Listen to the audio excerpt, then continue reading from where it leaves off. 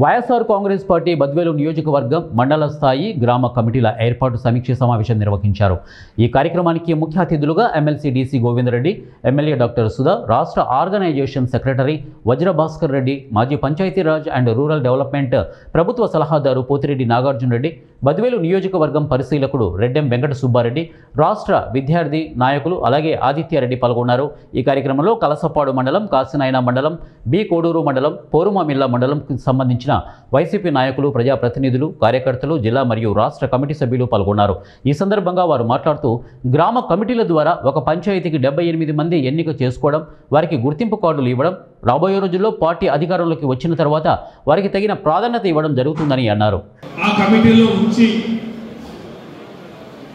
సాధక బాధకాలు పార్టీ గురించి అభివృద్ధి చేసేదానికి అని చెప్పేసి నేను చెప్పడం కూడా జరిగింది.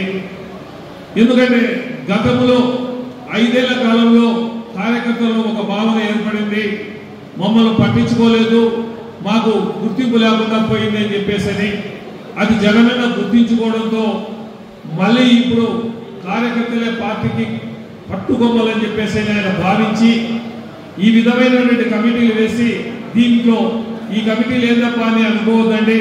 రేపు భవిష్యత్తులో ఈ కమిటీ నుంచే ప్రతి ఒక్కటి కూడా మీకు గ్రామానికి సంబంధించి అభివృద్ధి జరగాలన్నా, మనకు పనులు జరగాలన్నా కూడా ఖచ్చితంగా జరుగుతాయి.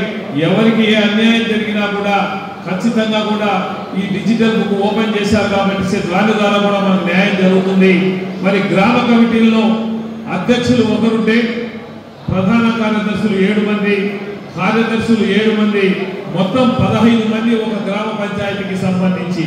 అలాగే అదే గ్రామానికి సంబంధించి గ్రామ అనుబంధ కమిటీలు, యువజన విభాగం, మహిళా విభాగం, రైతు విభాగం, విద్యార్థి విభాగం, సోషల్ మీడియా విభాగం, బీసీ విభాగం, ఎస్సీ విభాగం.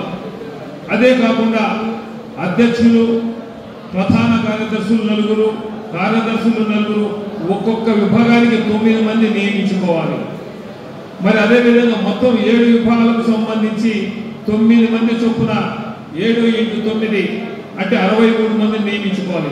హోదా, పేరు, అడ్రస్సు, స్త్రీల, పురుషుల, వయసు, విద్యార్థులు, విద్యా అర్హతలు, కులము, ఉపకులము, స్త్రీ లేక పురుషుడు, వార్డు నెంబరు, ఫోన్ నెంబరు రాసి అది ఖచ్చితంగా మనకు ఇవ్వాల్సిన పరిస్థితి. అంటే ప్రతి పంచాయతీకి సంబంధించి 78 మంది సభ్యులను, సరైనటువంటి వాళ్ళను, చురుకైనటువంటి వాళ్ళను ఎక్కడ మనం మీటింగ్ పెట్టినా కూడా దానికి వచ్చే విధంగా, అదే విధంగా ఈ నెంబర్ ఇచ్చినటువంటి, ఈ పేరు ఇచ్చినటువంటి వాళ్ళు డైరెక్ట్ గా ఆఫీస్ కు కనెక్ట్ అయి ఉంటుంది, సెంట్రల్ ఆఫీస్ కు.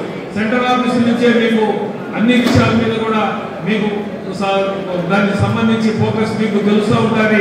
వాళ్ళు కూడా మిమ్మల్ని ఎలా ఉంది, ఎట్లా చేస్తున్నారని చెప్పి